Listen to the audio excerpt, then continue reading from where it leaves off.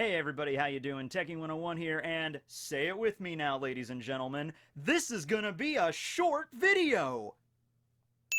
I have no idea what this number is, but I'm assuming it's probably longer than what you figured. No, I can't really imagine this one being too long. I have some other stuff to do today, but I did want to get a quick video out talking about the latest issue of the One Piece magazine. I really love these things. This is issue number 8, I believe, and we have this really cool cover here. We have Luffy hanging out with his younger self. We have like 19-year-old Luffy, present storyline Luffy, hanging out with like 7-year-old Luffy, and they seem to be having fun, having a good day hanging out with your past self, but I can't help but wonder that little Luffy is going to question that the giant, obvious X-shaped scar that is on his future self, be like, yeah, I'm hanging out with my future self. You're so cool, Luffy.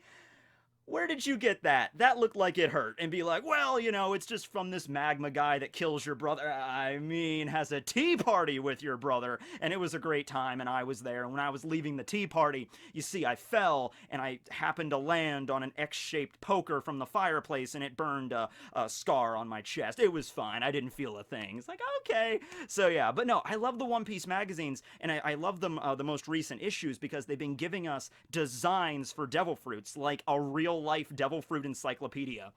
Oda, listen, buddy, I know you have a lot of work on your hands right now with Wano and everything that you're juggling right now. Maybe you could give one of your assistants or the assistant of your assistant to do this, but if you came out with a devil fruit encyclopedia, money is no object, dude. Seriously, if you came out with an actual, legit devil fruit encyclopedia with every devil fruit introduced in the story, a little description, I don't even care if it's in English or Japanese. I go with Japanese. I need to learn anyway. That's fine. Has a little picture of the devil fruit next to every single one. I'd be like, the price is no object. I will buy that, okay? And I'm sure a lot of other people feel the same way, okay? But anyway, so far all we've been getting are the devil fruits that we've been seeing in the manga, which have been actually numerous. We've been seeing a lot more devil fruits recently. Just in the most recent chapter, we got to see the Yamato no Orochi mythical zone. So we're seeing more devil fruits in their fruit forms, but in the magazines, we're kind of retroactively going back and revealing some of the ones that we've known and loved. So we had Chopper and Robin's, Hito Hito no Mi and Hana Hana no Mi, respectively. We got those in one of the last magazines, not the one that came last before this. I think it was issue 6, because issue 7 was focusing on like the Gasha Gasha no Mi, Douglas Bullett's fruit from the movie Stampede. But now, in this issue number 8, we get Brook's Yomi Yomi no Mi. That's why Brook's hanging out here and hanging out back here. And in addition to that, we also got Gecko Moria's Kage Kage no Mi. Which, bonus points for this, because it looks like an onion leaf, or maybe corn, but I'm going to go with onion, I'm going to say onion leaf, and, Mori is an onion human, so that makes sense. Obviously, Brook is a skeleton. Woo-hoo! So now we know actually where Brook gets all of his skull jokes from. That's actually not an effect. It's not something he did. You think Brook made skull jokes back when he was living? No, after he died and the fruit took effect, he just gets the power to come back to life, but he also gets the power of all the skull jokes because the fruit is shaped like a skull, okay? So, table this one for now. Interesting. We'll table this. We'll come back to this. Let's talk about Brook's first, okay? So it's orange and it's shaped like a skull, or it's shaped like a hand if somebody like hit it with a hammer really hard and their hand swolled up, and then you just get their little fingers at the very bottom there. But no, this seems to be pretty obviously something that represents death, because it's shaped like a skull, kind of a cartoon gummy vitamin candy skull, but still a skull nonetheless. So I'm going to just take this time to talk about a few things that people bring up regarding Brook's fruit. I already made a video about both of these, by the way, the Kage Kage and the Yomi Yomi. But I still, to this day, get questions regarding the Yomi Yomi no Mi, like, since Brook, he came back from the dead, does that mean his fruit's back in circulation? Like, no, it isn't. He's still alive. It's just, the fruit just gives you a second life. That's what he does. And so he just managed to come back to life after he died. Something else I hear a lot is, does his fruit make him invincible? Or not necessarily invulnerable, but like, will he never die naturally? And the way I always looked at it is that because it was giving him a second life, then he lives that life as long as a natural life would be. Now, in the One Piece world, this is extended a little bit because we see people like Kureha living into like 140 years, whereas in our world, 120 seems to be the upper maximum limit for a human being. So if you want to stretch that a little bit, now of course Kureha is a superhuman, but so is Brook, so I could see Brook Brook living longer. It's probably not something that's going to come up in the story, but yeah, I don't think Brook is going to be able to live like 700, 800, 900, 3,000 years into the future. He's not a pillar man or anything like that. Although, yeah, so yeah, in a lot of ways, his Yomi Yomi no Mi, I mean, it provides him a lot of powers. He can manipulate the soul of all these people, and he could, generate that power, and he can kind of like, basically just influence people's emotions or their mental, well-being with his power. He can knock them out. He can make them feel drunk. He can make them feel depressed, probably, if he wanted to. So it has a lot of applications to that, but it also has like the biggest drawback ever, where you need to die in order to use it.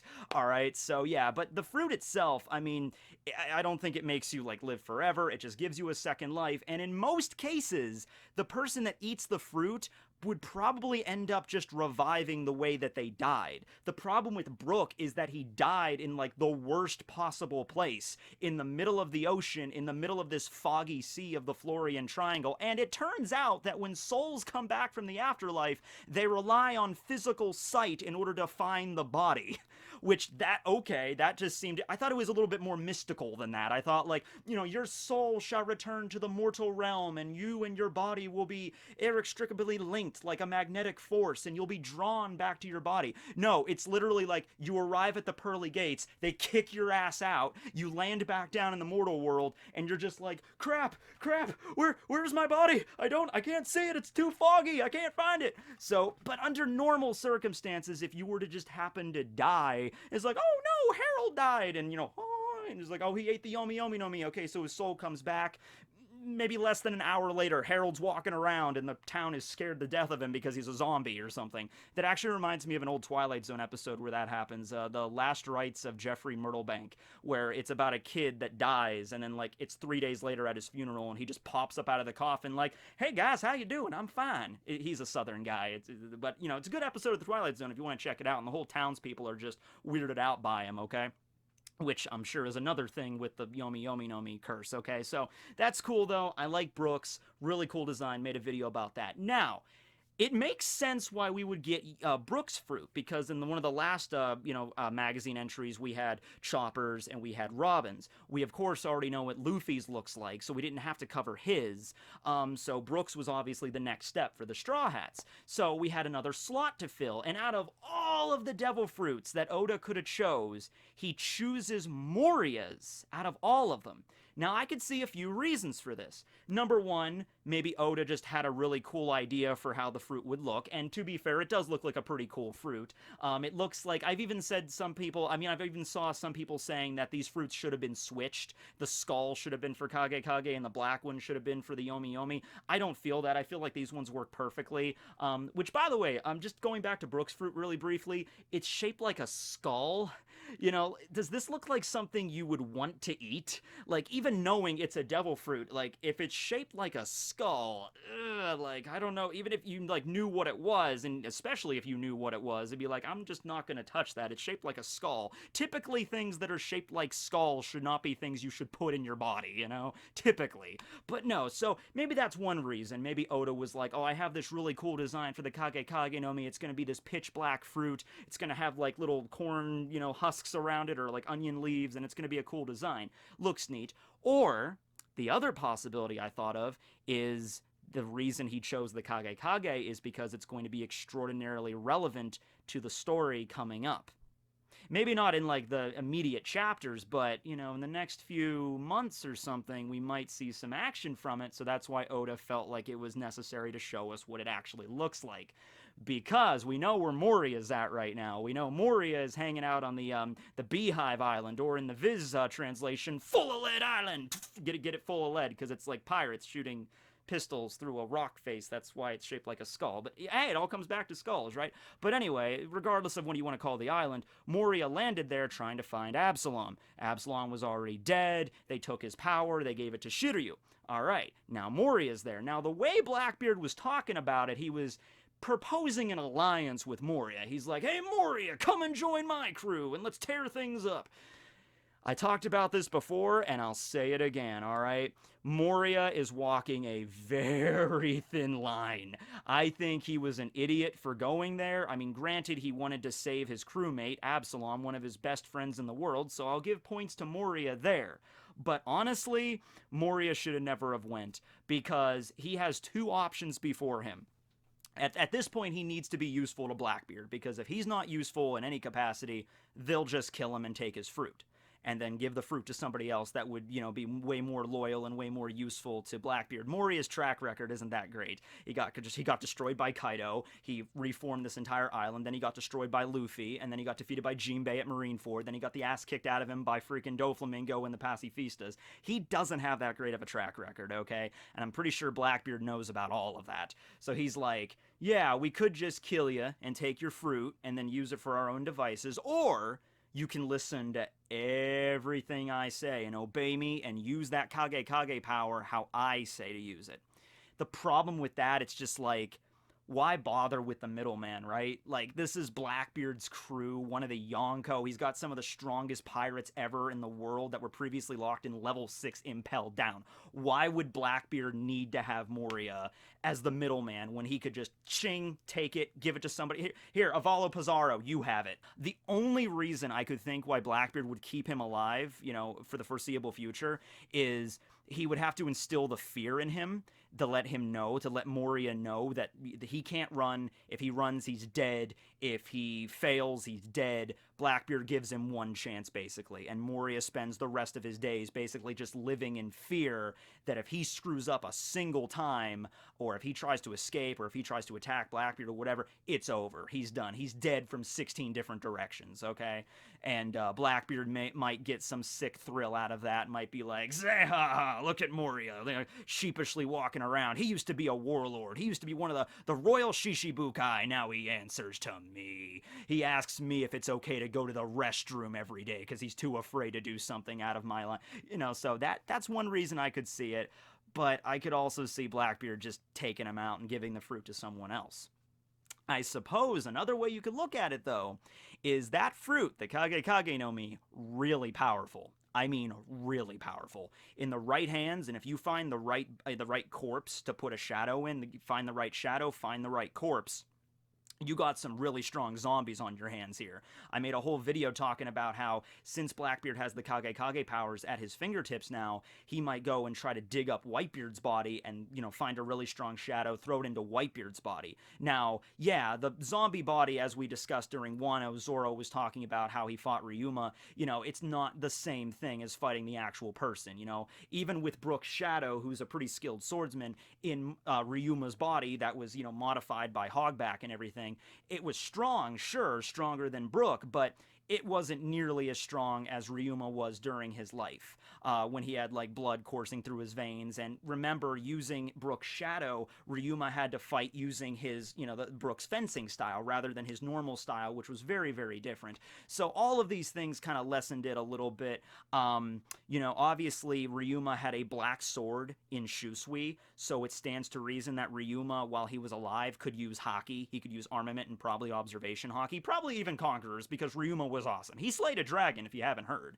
But zombie Ryuma did not use Haki at all. And that could just say because Brook didn't know how to use it. Well, that's a handicap, because if the real Ryuma could use Haki and, with his Brook Shadow and revived as a zombie, you could either say it's because of Brook Shadow or because he's a zombie, he couldn't use Haki. Keep in mind, Haki just means willpower. So the fact that you're a reanimated corpse, it could mean that you really have no willpower, because you really don't. Your will is completely tied to whatever your master commands. You are a doll. That's why they call them marionettes. Okay, and that's pretty much because you're just a puppet for the Kage no Mi user, and Moria in this case. Moria tells you what to do, and you do it as a zombie, so you really don't have any willpower of your own. So maybe if you could use Haki, let's say Brook could use Haki and his shadow got put into Ryuma. Ryuma, when he was alive, could use Haki. Brook's shadow knows how to use Haki, but the resulting zombie might still not be able to use it because they lack willpower. They lack the ability to make, free choice and all that stuff. So, We know that's the case, but still, even with that, reviving somebody really strong like Whitebeard or Ace with a really strong shadow, that would be a force to be reckoned with. Okay, and just not even from like a straight up battle perspective, because obviously if they revived Whitebeard, he wouldn't have the Gura no Mi. Blackbeard has that. Although I guess he could revive the zombie and give it back to him because he still listens to everything he says, and that's something that could happen maybe. But regardless of how the battle with like zombie Whitebeard would go, zombie Whitebeard, Gura, oh my jaw fell off, Gura, just having the revived Whitebeard on your crew and the world to see that would be enough to just like, oh no. That would send shivers down anybody. Yonko, the Marines, the Gorosei. Especially if he was like treating Whitebeard like, oh yeah, this is Edward Newgate, the strongest man in the world. Now he's my footstool world. I'm awesome. I'm Blackbeard. And, the corpse would not be able to, go against its user, right? So with all that power, I mean, maybe Blackbeard doesn't trust it to one of his crewmates. I'm sure Blackbeard trusts his crew, but it's not the same like how Luffy trusts his crew. All right, I said maybe giving it to Alvaro Pizarro. Maybe Blackbeard, maybe Teach doesn't really trust Alvaro Pizarro with that much power. I mean, yeah, letting Shiryu turn invisible is one thing. Giving Katarina Devon the ability to transform into anybody she wants is one thing.